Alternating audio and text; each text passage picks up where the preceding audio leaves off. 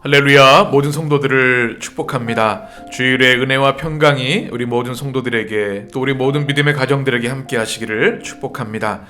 오늘 말씀의 제목은 교재 62쪽에 있는 것처럼 두 가지 얻은 것, 세 가지 할 것, 이렇게 되어 있습니다.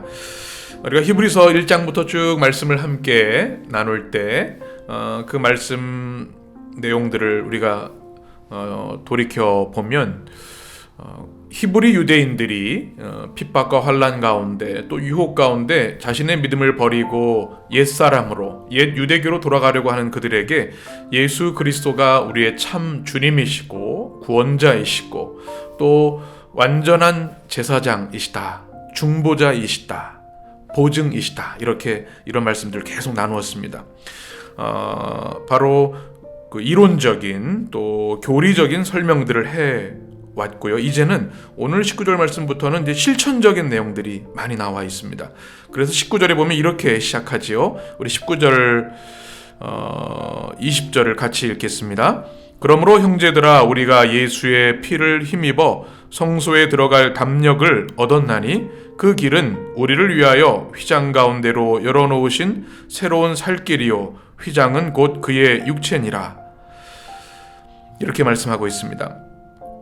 그러므로 라고 하는 말씀이죠. 이전까지의 이런 복음의 핵심에 대한 내용들을 다 들었으니 이제는 이렇게 살아야 합니다 말씀하고 있는데요. 19절에 보면 중요한 단어가 나옵니다. 바로 성소에 들어갈 담력이라는 단어이지요. 말씀이죠. 이전까지의 말씀을 통해서 예수님께서 완전한 우리의 제사장 중보자이시다 말씀해 주셨습니다. 모든 죄를 씻어주시고 이제 하나님과 멀어졌던 관계가 회복되어서 언제든지 주님께 나가 예배하고 주님과 교제할 수 있는 축복의 백성이 되었다, 이렇게 복음을 말씀해 주셨죠. 우리가 어떻게 주님께 나갈 수 있습니까? 예전에는 두려움이었습니다. 아무나 주님께 나갈 수 없었습니다. 그런데 무엇을 힘입어? 예수의 피를 힘입어 그리스도의 십자가 보혈로 단 한 번의 완전한 희생 제물이 되어주심으로 주님을 믿고 회개하는 모든 이들에게 주님께 나갈 수 있는 담력을 주셨다. 여러분 지난 말씀들을 기억하시는 것처럼 성소에 들어갈 수 있는 것은 아무나 들어갈 수가 없었죠. 제사장들만 들어갔습니다. 그 중에서도 지성소는 1년에 한 번 대속죄일에 대제사장이 정결례와 제물을 가지고 들어갈 수 있는 두려움과 떨림의 자리였습니다. 그런데 이제는 언제든지 때를 따라 돕는 은혜를 우리가 사모하면서 담대하게 은혜의 보좌 앞에 나가게 된 것이죠. 그것을 바로 성경은 성소에 들어갈 담력이라고 기록하고 있습니다. 담력이라는 단어가 중요한 말씀인데요. 파르레시안이라는 헬라어로 쓰여져 있습니다. 이 원래의 뜻은 모든 것을 말하는 자유라고 하는 의미를 가지고 있습니다.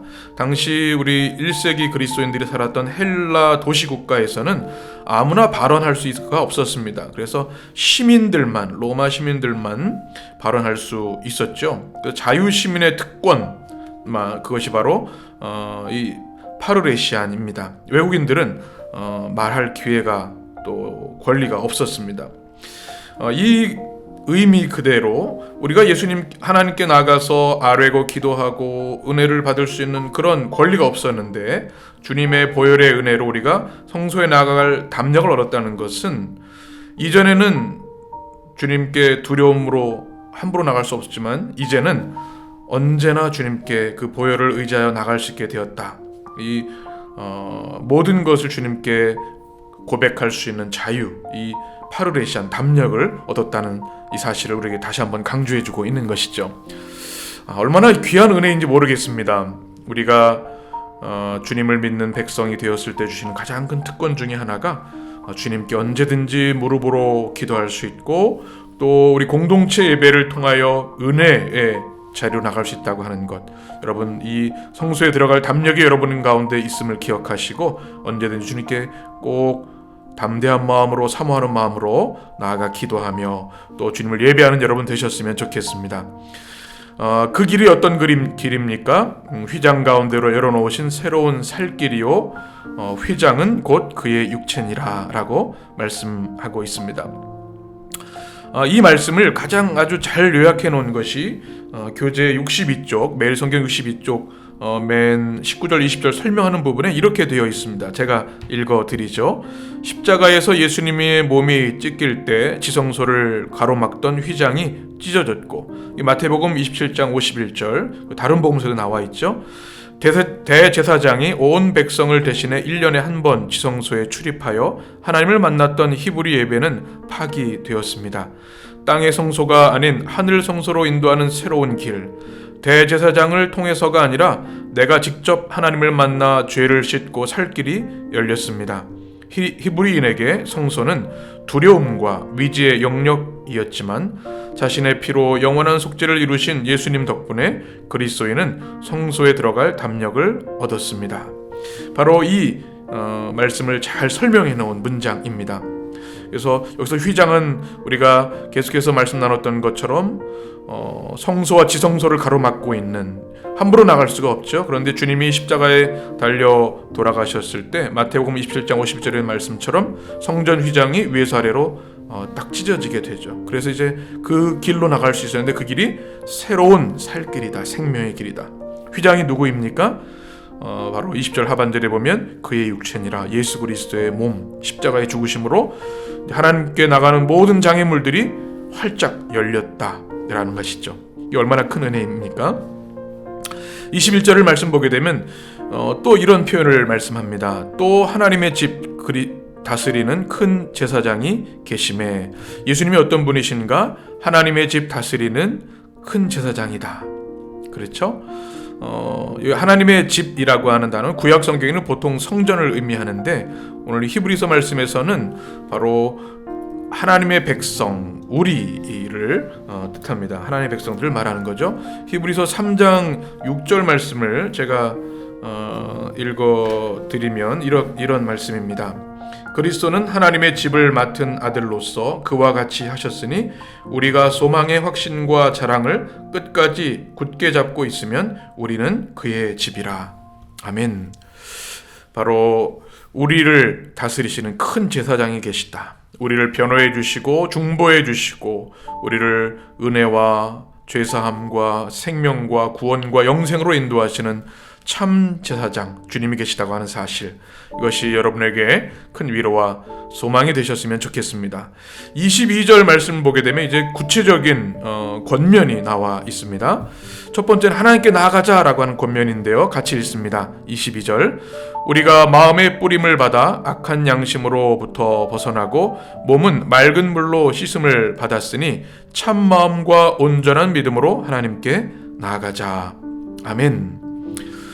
이 말씀은 에스겔 36장 25절에서 27절의 말씀을 인용한 말씀이죠. 그 예언이 예수 그리스도 우리의 큰 제사장으로 인해서 성취되었다라는 말씀입니다. 어떤 말씀입니까? 우리의 마음이 뿌림을 받아, 그리스도의 보혈의 뿌림을 받아서 악한 양심으로부터 벗어났습니다. 몸은 맑은 물로 씻음을 받았습니다. 이것은 주로 신학자들은 세례라고 얘기도 하고 정결 예식이라고도 이야기하죠.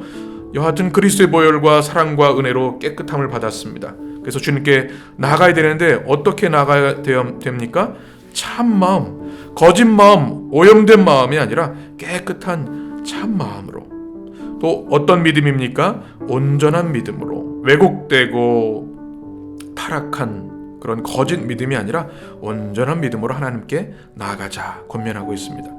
우리에게 주신 그 성소에 들어갈 담력을 주셨고 또 우리를 다스리시는 큰 제사장 예수 그리스도께서 계시니 그 은혜의 자리에 우리가 기쁨으로 나아가자. 우리 모든 성도들, 우리 교회에 나오실 때, 또 여러분 개인적으로 예배 드리실 때 참 마음과 온전한 믿음으로 하나님께 나아가는 우리 성도들 되시기를 주님의 이름으로 간절히 축복합니다. 23절 말씀은 이렇게 말씀하죠. 같이 읽겠습니다. 또 약속하신 이는 미쁘시니 우리가 믿는 도리의 소망을 움직이지 말고 굳게 잡고. 아멘. 약속하신 이는 미쁘시다. 이 미쁘시다는 단어는 피스토스라는 단어인데요. 믿을만하다, 신실하다.